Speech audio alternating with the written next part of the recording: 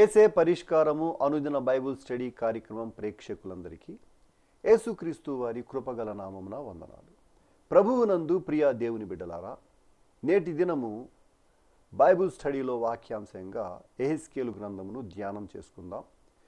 మీరందరూ బైబుల్తోనూ నోట్బుక్తోనూ సిద్ధపడి ఉంటే దైవజనులు కారుపాటి శ్యాంసాగర్ గారు ప్రార్థన చేసి ఈ దినపు వాక్య పరిచర్య చేస్తారు. ప్రభువునందు ప్రియ దేవుని బిడ్డలారా, నేటి వాక్య ధ్యానం కొరకు ప్రార్థించుకుందాం. మమ్మను మిక్కిలుగా ప్రేమిస్తున్న మా తండ్రి వందనాలు. వాక్యము మీది, ప్రజలు మీ ప్రజలు, మీరు మీ సందేశాన్ని మాకివ్వండి. ఎపిసోడ్ సహకారులు కావాలను ప్రభు అనుగ్రహించండి. కేబుల్లో వస్తున్న ఆడియో డిస్టర్బెన్సెస్ రెక్టిఫై చేసుకుంటానికి కేబుల్కి కావలసిన సహాయం అనుగ్రహించండి. నేటి వాక్య ధ్యానం మాకు దీవెనగా అనుగ్రహించండి. నజరేయుడైన యేసు నామమున ప్రార్థిస్తున్నాము తండ్రి, ఆమేన్. ప్రభువునందు ప్రియ దేవుని బిడ్డలారా, దయచేసి మీ పరిశుద్ధ బైబిల్ గ్రంథాన్ని తెరవండి. యెహెజ్కేలు గ్రంథం 33వ అధ్యాయం మీ ముందుంచుకోండి. 33వ అధ్యాయం 33 వచనాలు కలిగిన అధ్యాయం. ఈ 33 వచనాలలో దేవుడు మారు మనసు పొందమనే సందేశాన్ని వ్రాయించారు. 28వ అధ్యాయము మొదలుకొని 32వ అధ్యాయము వరకు ఉన్న 5 అధ్యాయాలు అన్య జనాంగముపై దేవుని యొక్క ఉగ్రత కృమ్మరింపు వ్రాయబడ్డాయి. Judgement on the gentile nations అవి వ్రాస్తూ 33వ అధ్యాయం వెంటనే పెట్టించాడు. ఈ 33వ అధ్యాయములోని సందేశం గత 5 అధ్యాయాలలో ఉగ్రతకు కారణాలను చూపి రిపెంట్, టర్న్ బ్యాక్, మారు మనసు పొందండి, వెనుతిరగండి, పశ్చాత్తాపడండి, కనికరము ఇచ్చుటకు దేవునికి ఇష్టమే. ఈ సందేశం పెట్టాడు. బైబిల్ గ్రంథంలో కేవలం యూదా జనాంగం, ఇజ్రాయేలు జనాంగమే కాదు, చాలా జాతులు ఉన్నాయి. అషూరు, సిరియన్స్, ఈజిప్షియన్స్ ఐగుప్తులో, బాబిలోనియన్స్ బబులోన్లో, కల్దియన్స్, ఇట్లా చాలా జాతులు ఉన్నాయి. ఆయా జాతులకు దేవుడు ఆయా స్థలాలు ఇచ్చాడు. కనాను భూభాగాన్ని 12 గోత్రాల వారికి యెహోషువ కాలంలో పంచాడు. పంచినప్పుడు కూడా ఏ గోత్రానికి ఎట్లా స్వాస్థ్యం ఇవ్వాలి, ఎవరు ముందుండాలి, ఎవరు వెనుకుండాలనేది మోషే ముందుగా చెప్పాడు. కాబట్టి ప్రతివారు గుర్తించాల్సింది ఏమిటంటే, ప్రతి విధమైన స్వాస్థ్యం అన్యజనాంగానికైనా స్వజనాంగానికైనా దేవుడిచ్చిందే. దేవుడు ఏ జాతిని సమూల నాశనం చేస్తూ రాలేదు, వారి యొక్క శేషాన్ని మిగులుస్తూ వచ్చాడు. ఆయన 2వ రాకడ వరకు కూడా వివిధ జాతులు ఉనికిలో ఉంటాయి. ఒకవేళ ఆ జాతికి తాము పలానా జాతి అని, పలానా వారిని తెలియకపోవచ్చు. ఉదాహరణకి ఇప్పుడు మన దేశంలో అనేక జాతులు ఉన్నాయి. కొన్ని జనరేషన్స్ గడిచేటప్పటికి మిక్స్ అయిపోతున్నాయి. ఎవరెవరు ఏ జాతి, ఎక్కడ వాళ్ళు, ఏ ఫ్యామిలీ బ్యాక్గ్రౌండ్ అనేది మనకెవరికి తెలియదు. కానీ గాడ్ నోస్ ఎవ్రీథింగ్. కానీ దేవునికి అన్నీ తెలుసు. ఉదాహరణ చెబుతాను. మలాకీ గ్రంథం తర్వాత 400 సంవత్సరాలు సైలెంట్ పీరియడ్. యేసుక్రీస్తు ప్రభువు తల్లి మరియ భర్త యోసేపు దావీదు వంశములోని వాడు. దావీదు వంశములో నుండి రాజులు వస్తారు. రోమాపత్రిక చెప్పింది యోధా గోత్రం దావీదు వంశం. కానీ యోసేపు వడ్రంగం పనిచేసుకుంటున్నాడు. పరిస్థితులు రాజే, యువరాజే, కానీ వడ్రంగం పనిచేస్తున్నాడు. రాజ్యం లేదు మరి. కనుక వివిధ కాలాల్లో పరిస్థితుల్లో ఏం జరుగుతుందో మనుషులంగా మనకు తెలియదు. ఇప్పుడు మనం భారతదేశాన్ని గురించి మనం చూస్తే అఖండ భారతం అన్నారు. బంగ్లాదేశ్, పాకిస్తాన్ కలిసే ఉన్నాయి ఒకప్పుడు. తర్వాత ఉపఖండంలో విడిపోతూ వచ్చి తర్వాత అవి దేశాలుగా కనిపించాయి. 1947 తర్వాత భారతదేశంలో పుట్టినవారు, పాకిస్తాన్లో పుట్టినవారు, బంగ్లాదేశ్ విడిపోయిన తర్వాత బంగ్లాదేశ్లో పుట్టిన వాళ్ళు వాళ్ళ దేశంగానే చెప్పుకుంటారు. కానీ ఒకప్పుడు ఇవన్నీ కలిసి ఉన్నాయి. ఎస్తేరు గ్రంథంలోకి వచ్చేటప్పటికి అహష్వేరోషు రాజు కింద 127 సంస్థానాల్లో భారతదేశంలోని కొంత భాగం అప్పుడు ఆ రోజుల్లో అందులో కలిసి ఉంది. జూయిష్ కల్చర్ ఆ రోజుల్లో మనకు కనిపిస్తుంది. అలాగే ప్రత్యేకంగా అహష్వేరోషు యొక్క పరిపాలనలో అక్కడ కూడా కనిపిస్తుంది, కల్చర్ కనిపిస్తుంది. మనం ఇవాళ భారతదేశం యొక్క కల్చర్ గురించి కొన్ని పుస్తకాల ఆధారంగా రకరకాలుగా చెబుతాం. బైబిల్ ఆధారంగా కూడా కొంత కల్చర్ ఖచ్చితంగా ఉండాలి మరి భారతదేశంలో. ఆదికాండం 25వ అధ్యాయంలో తూర్పు దేశాలకు అబ్రహాము తన కుమారులను బహుమానాలు ఇచ్చి పంపించాడు అన్నాడు. మరి భారతదేశం అబ్రహాము నివాసిత స్థలానికి తూర్పు దేశమే. కాబట్టి బైబిల్ బేస్ కూడా ఇండియన్ కల్చర్ మీద ఖచ్చితమైనటువంటి ఆరియన్స్ బ్యాక్గ్రౌండ్కి సంబంధించిన పూర్వ విధానాలు కనిపిస్తున్నాయి బైబిల్లో. ఇప్పుడు పాత నిబంధనగా చెప్పబడుతున్న గ్రంథంలోని అనేకమైనటువంటి ఆచారాలు ఇవాళ భారతదేశంలో అత్యధిక శాతంగా ఉన్న హైందవ సోదరులు ఆచరిస్తున్నారు దేవుని పేరిట. నేను ఈ హిస్టరీ ఎందుకు చెబుతూ వస్తున్నానంటే, different cultures, different nations in different generations. తరాలు మారుతున్నప్పుడు, దేశాలు విభజించబడుతున్నప్పుడు, యునైట్ అవుతున్నప్పుడు, కొన్ని దేశాలు కొందరు రాజుల కాలంలో సెపరేట్ అయి ఉన్నాయి, కొన్ని ప్రాంతాల్లో యునైట్ అయి ఉన్నాయి. ఉదాహరణ చెబుతాను. క్రీస్తు పూర్వం 722లో ఇశ్రాయేలీయులు 10 గోత్రాల వారు అష్షూరు సిరియన్స్కు వాళ్ళు చెరకెళ్ళారు. అక్కడ కింగ్డమ్ డివైడ్ అయిపోయింది. రూలింగ్ అండర్ అష్షూర్. క్రీస్తు పూర్వం 586లో బబులోనుకు యోధా వారు చెరలోకి వచ్చారు. కనుక అదంతా ఒక ఖండంగా చెప్పుకున్నారు, అదొక రాజ్యంగా చెప్పుకున్నారు. బబులోను కింద ప్రపంచంలోని ప్రముఖ దేశాలన్నీ వచ్చేసాయి నెబుకద్నెజర్ టైంలో. తర్వాత మాదీయులు వచ్చినప్పుడు మిగతా కంట్రీస్కి అన్నీ డెలివరెన్స్ వచ్చాయి.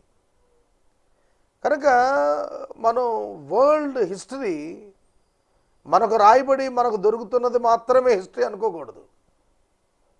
చాలా ఉంది ప్రపంచ చరిత్ర. ఆయా తరాల్లో ఆయా జాతుల మధ్య ఎటువంటి చరిత్ర సంభవిస్తూ వచ్చిందో బైబిల్ కూడా చాలా సాక్ష్యాలు ఇచ్చింది. కనుక మానవుడు ఏ స్థలానికి చెందిన, ఏ రాజ్యానికి చెందిన, ఏ మతం వాడని చెప్పుకున్నా, ఏ కులవని చెప్పుకున్నా, ఎటువంటి సంస్కృతి అని చెప్పుకున్నా, ఒక్కటి వాస్తవం, ఒక నరుని నుండి మానవ జాతి వచ్చింది. బైబిల్ చెప్పిన సత్యం ప్రతి ఒక్కళ్ళు ఒప్పుకోవాల్సింది. కనుక ఆధారాలు నిలవవు. ఇంకా ఏమైనా చెప్పినా కూడాను ఫూలిష్గా అనిపిస్తుంది ఇంకోలాగా చెప్తే. స్త్రీ గర్భంలోనే నరుడు రూపుదిద్దుకోబడాలి, ఇంకా ఏ విధంగా నువ్వు రూపుదిద్దబడ్డావు. స్త్రీ నుండి రావాల్సిందే నరుడు. కనుక ఆ విధంగానే మానవ జాతి వచ్చింది. కనుక మనుషులందరికీ సందేశం ఇస్తున్నాడు దేవుడు 33వ అధ్యాయంలో. అందుకే నేను ఇదంతా చెబుతున్నాను. మనుషులందరూ కూడా ఆదామును బట్టి పాపము చేసి వారిగా పరిగణించబడ్డారు. వారిలో ఆదాము యొక్క పాపపు స్వభావం సంతరించుకొని వచ్చింది. ఆ స్వభావం కలిగినందున దేవుణ్ణి విసర్జించి తమకిష్టమైన వాటిని దేవుడిగా ఏర్పరచుకున్నారు. అందుకే దేవుడు మార్గాన్ని ఏర్పరచడానికి యేసుక్రీస్తుని పంపించాడు. అదే నూతన నిబంధనలో సువార్తగా ప్రకటించబడుతుంది. ఈ రాత్రి నేను మనవి చేస్తున్నాను, ఏ మానవుడైనా భూమి మీద ఒకే రకమైన పాపపు స్వభావం కలిగి ఉంటాడు. చదువుకున్నోడు అవ్వచ్చు, చదువు లేనివాడు అవ్వచ్చు, చాలా డబ్బున్నోడు అవ్వచ్చు, డబ్బు లేనివాడు అవ్వచ్చు, అందగాడు అవ్వచ్చు, అందవిహీనుడు అవ్వచ్చు. ఎవరైనా సరే మనుషులందరూ పాపపు స్వభావాన్నే కలిగి ఉంటారు. ఆ మధ్యన నేను పేపర్లో చదివాను, ఒక ఐపీఎస్ అధికారి ఒక ఐఏఎస్ అధికారిని లైంగిక వేధింపు చేశాడు అని చెప్పి జైలు వేయమని చెప్పి ఆవిడ కంప్లైంట్ ఇచ్చి సాధించినట్టుగా చూసి, అమెరికన్ సెనెట్స్లో అనేక పెద్ద పెద్ద చట్టసభల్లో ప్రపంచంలోని గొప్ప గొప్ప దేశాల్లో మహిళలు లైంగిక వేధింపులకు గౌరవనీయులుగా ఉన్న వారి ద్వారా వేధించబడ్డారనే చరిత్ర కనపడుతుంది. ఏమి అంత గొప్పవాళ్ళు, అంత విద్యావంతులు, జ్ఞాన సంపన్నులు ఎందుకు లైంగిక వేధింపులు చేశారు? సిన్ ఇన్ దేర్ నేచర్, పాపము వారి స్వభావంలో ఉంది. మత నాయకులు, అందరినీ దేవుని దగ్గరికి రమ్మని చెప్పే మత నాయకులు పాపం చేస్తున్నారు, ధనాపేక్షకు గురవుతున్నారు. ధనం విసర్జించండి అని చెబుతూ ధనాన్ని దోచుకుంటున్న వారు ఎంతోమంది ఉన్నారు.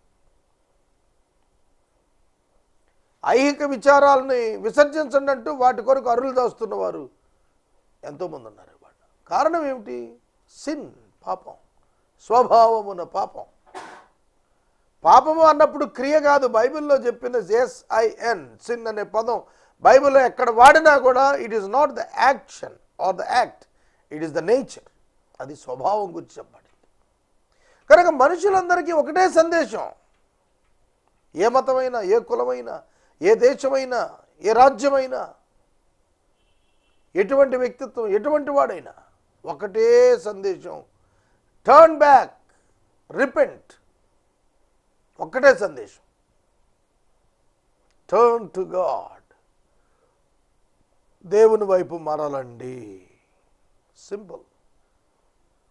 మీ ఆది పితరుడు ఆదాము దేవుని విడిచాడు, అప్పటి నుండి మీకు ఈ పరిస్థితి వచ్చింది. కడమ ఆదాముగా ప్రత్యక్షమైన క్రీస్తు ద్వారా దేవుని యొద్దకు రండి. మొదటి ఆదామునందు మనం దూరం అయిపోయాం దేవునికి. కడమ ఆదాము ద్వారా దేవునికి సమీపించడానికి దేవుడు మార్గం ఏర్పాటు చేశాడు. ఇది బైబిల్ చెబుతోంది. కనుక బైబిల్ మాది కాదు, యేసు ప్రభు ఫారెన్ గాడ్ అని మీరు అనుకుంటే అది అవివేకమే అవుతుంది. అవివేకమే అవుతుంది. భారతదేశం 1000 సంవత్సరాల క్రితం కాదు, భూమి పుట్టినప్పటి నుంచి ఈ టెరిటరీ ఇట్లాగే ఉంది, ఈ భూభాగం ఇట్లాగే ఉంది. కనుక ఇది దేశాలుగా ఎప్పుడు విభజించబడింది. ప్రపంచంలో దేశాలు ఎప్పుడు ఏర్పడ్డాయో కూడా బైబిల్ చెబుతోంది. జాతులు ఎట్లా ఉత్పన్నమయ్యాయో బైబిల్ చెబుతోంది. కల్చర్స్ ఎట్లా డెవలప్ అయ్యాయో కూడా బైబిల్లో ఆధారాలు కనిపిస్తున్నాయి. కనుక దేవుడు ఒక్కడే, ప్రభువైన యేసుక్రీస్తు, సృష్టికర్త ఆయనే. ఇది బైబిల్ సందేశం. నమ్మినా నమ్మకపోయినా ఒకరి నమ్మకంతో పని లేదు. Bible is the word of God, Jesus is the only God అన్నప్పుడు మెజారిటీ మేము నమ్మం అని అంటే మారిపోవటానికి Bible is not the democratic. ఎక్కువ మంది నమ్మితేనే బైబిల్ యాక్సెప్టెడ్ అని అనటానికి లేదు. It is the word of God, దేవుని వాక్కు. కనుక సోదరుడా, సోదరి, నీవు పాపివి. Very simple. నువ్వు ఒప్పుకున్నా, నువ్వు తెలుసుకున్నా తెలుసుకోలేకపోయినా, నువ్వు ఒప్పుకున్నా ఒప్పుకోకపోయినా, నీవు పాపివి. పాపం యొక్క స్వభావం, పాపపు స్వభావం నీ అందున్నది. అందుకే నువ్వు పాపం చేస్తున్నావు. ఈ స్వభావానికి నువ్వు దాసుడివి. అవేవే లేదండి నేను దాసుడిని కాదు అని చెప్పుకుంటే అది కూడా పాపం యొక్క స్వభావ లక్షణమే. నేను పాపిని కాదు అని ప్రకటించుకోవటం అబద్ధం, అదే పాపం లక్షణం.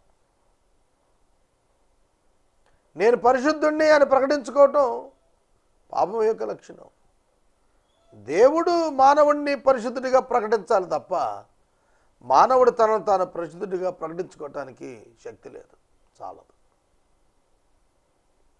ఇది బైబిల్ గ్రంథం యొక్క సిద్ధాంతం. దీన్ని మనం అర్థం చేసుకోవాలి. నేను 33వ అధ్యాయంలోకి వెళ్ళటానికి ముందు 32కి 33కి మధ్యన ఈ వర్తమానం ఉంచాను. ఇప్పటి వరకు నేను చెప్పిన మాటలు ఉంచాను. ఎందుకంటే అన్యజనుల తీర్పును గూర్చి మాట్లాడిన దేవుడు అన్యజనులలో సహితము శేషాన్ని మిగిల్చి ఆ జాతులు కంటిన్యూ అవటానికి ఆయన కృపనిచ్చాడు. ఆయన కృపనిచ్చాడు, నాశనం కంప్లీట్గా చేయలేదు.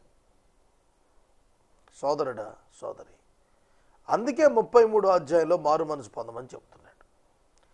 మొదటి వచనం నుండి 6 వచనాల వరకు ఒక సమాచారం రాస్తూ చెప్పిన మాట ఏమిటంటే, ఒకానొక దేశం మీదకు నేను ఖడ్గం రప్పించినప్పుడు ఆ జనులలో వారు ఒకడిని తమ కొరకు ముందస్తుగా ఏర్పరచుకొని అతడు హెచ్చరిక ఖడ్గం వస్తోందని చేసినప్పుడు దానిని విని తప్పించుకున్నవాడు రక్షించబడతాడు. ఒక కావలి వాణిని ఒక దేశము నియమించుకుంటాం గురించి మాట్లాడుతున్నాడు. ఇశ్రాయేలు దేశానికైతే యెహెజ్కేలును కావలి వానిగా దేవుడే పెడుతున్నాడు.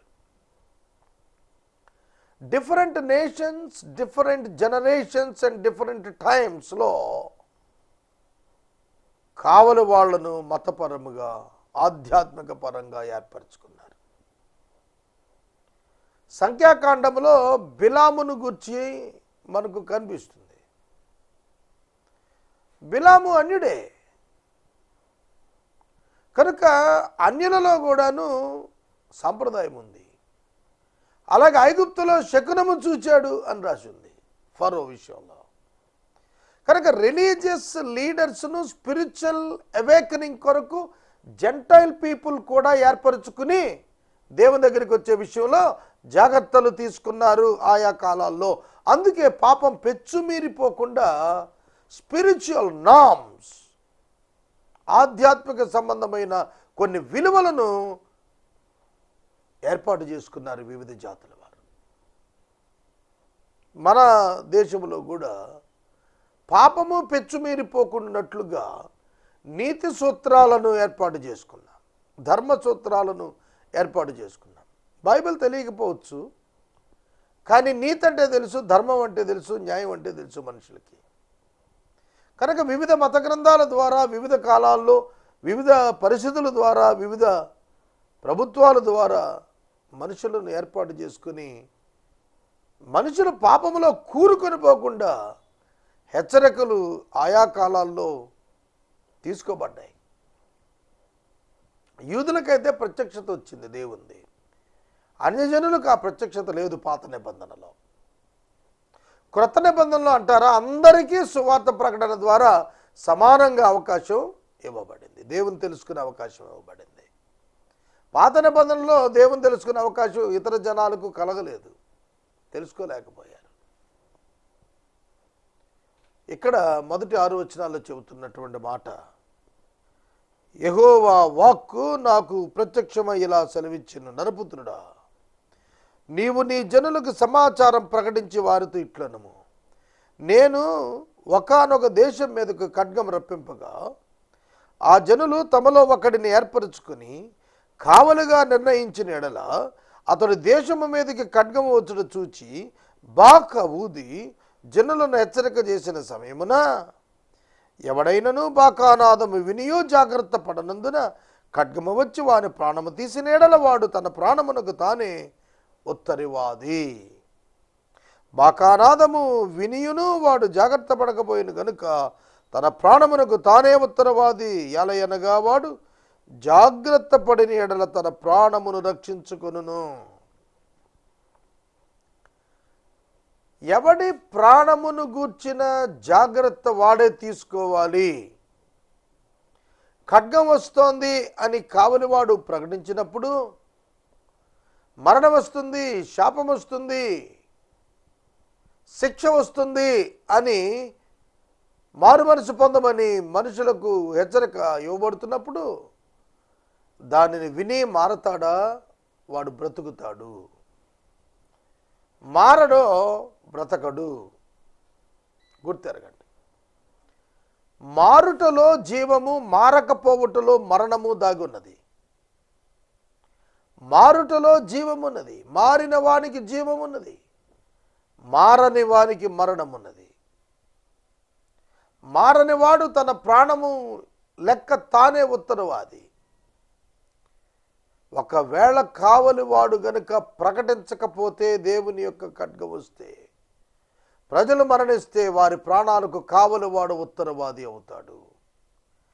ఈ వచనాల్లో ఉత్తరవాది అనేటువంటి పదం మీరు అండర్లైన్ చేసుకొని ఆలోచన చేయాలని ప్రభు పేరిట నేను కోరుతున్నాను.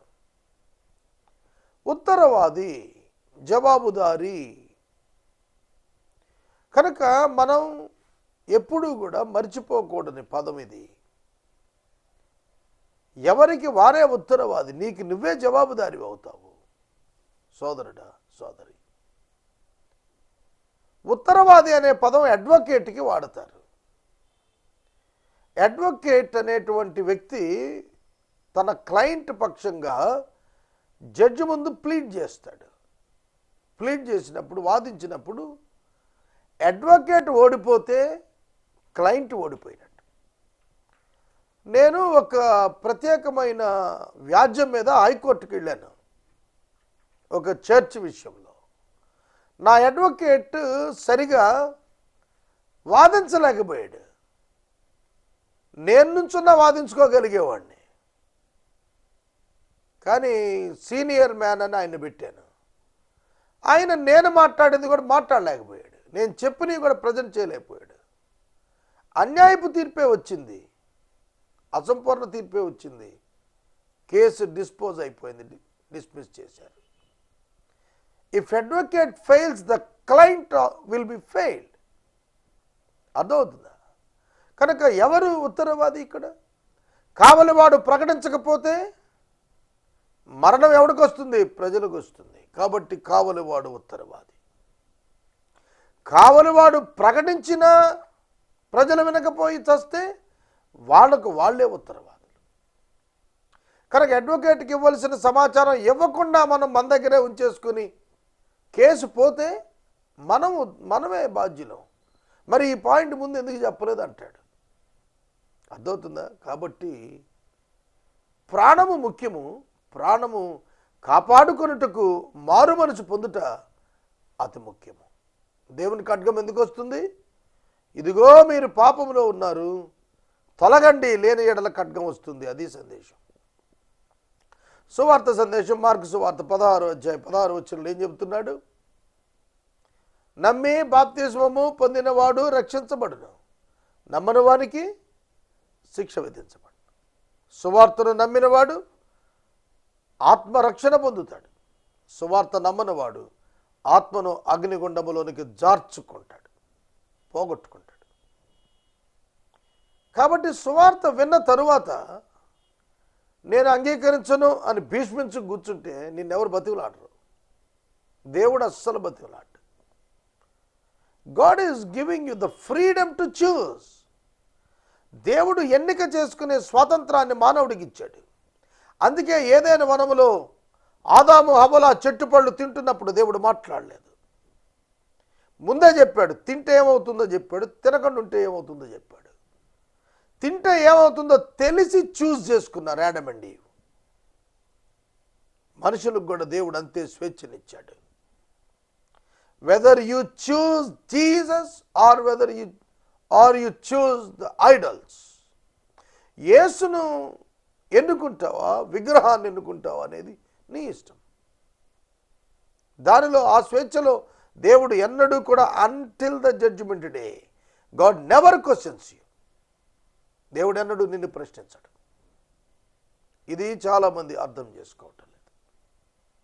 సహోదరుడా, సహోదరి, మారు మనసు పొందమని దేవుడు అవకాశాలను ఇస్తుంటే తిరుగుబాటు స్వభావంతోనే మనుషులు కొనసాగుతున్నారు.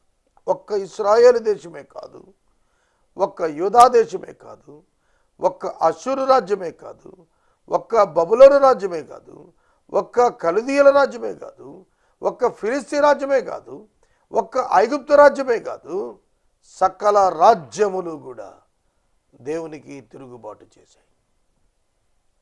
దేవుని ఎరుగక విస్మరించారు.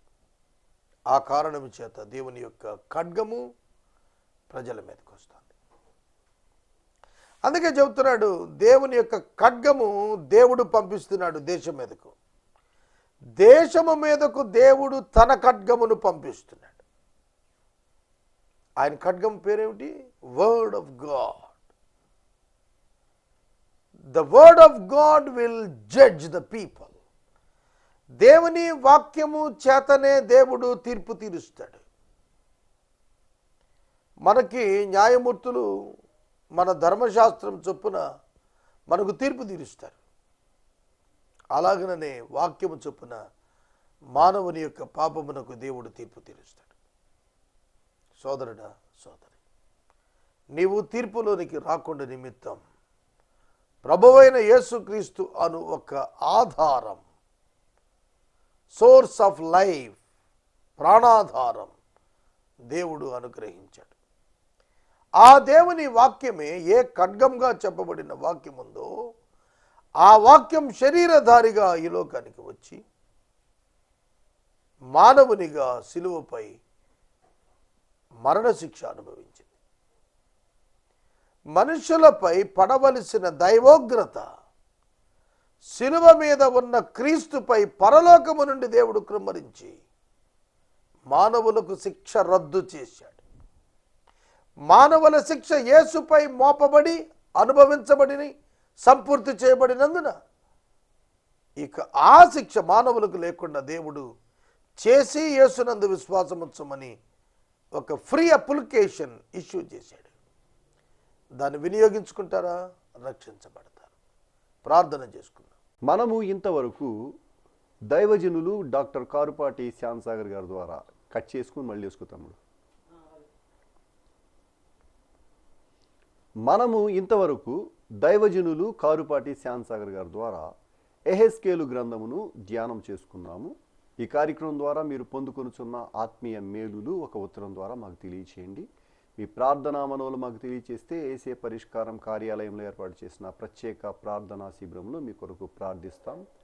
మీ కుటుంబ పక్షముగా ఒక ఎపిసోడ్ ప్రసారం చేయాలనుకునేవారు మాకు తెలియచేస్తే మా సిబ్బంది మీ గృహాలను దర్శిస్తారు. ముగింపు ప్రార్థన ఆశీర్వాదాలతో ఈ కార్యక్రమాన్ని ముగించుకుందాం. ప్రార్థన. మమ్మల్ని మిక్కిలిగా ప్రేమిస్తున్న మా ప్రియ తండ్రి, మీకు వందనాలు. ప్రపంచములో వివిధ జాతులు, వివిధ మతాలు, వివిధ స్థలాలు, వివిధ రాజ్యాలు, వివిధ జనాంగాలు, వివిధ కాలాల్లో వివిధ రకాలుగా వృద్ధి, నాశనం, మార్పు, ఇవన్నీ ఇవాళ చర్చించాం ప్రభు. అవును నాయన, మేము రాసుకున్న చరిత్రలు సంపూర్ణం కాదు, ఇంకా వెనుకటి చరిత్రలు ఉన్నాయి. కనుక మానవుని చరిత్రలో పాపం అనేటువంటి దారుణమైనటువంటి విషయం అగ్నిగుండానికి చేరుస్తుంది. దాని నుంచి విడుదల పొందటానికి వచ్చిన ఆలోచన ఇవ్వండి. భౌతిక జీవితం తాత్కాలికం, కొద్ది కాలం. నిత్యత్వం మానవుని గమ్యం. నిత్యత్వానికి మానవుణ్ణి సిద్ధం చేయండి. యేసు నామమున ప్రార్థిస్తున్నాం తండ్రి, ఆమేన్. తండ్రి అయిన దేవుని ప్రేమ, కుమారుడైన యేసయ్య కృప, పరిశుద్ధాత్మని యొక్క అన్యోన్య సహవాసం సదా మనకు తోడై ఉండును గాక. ఆమేన్.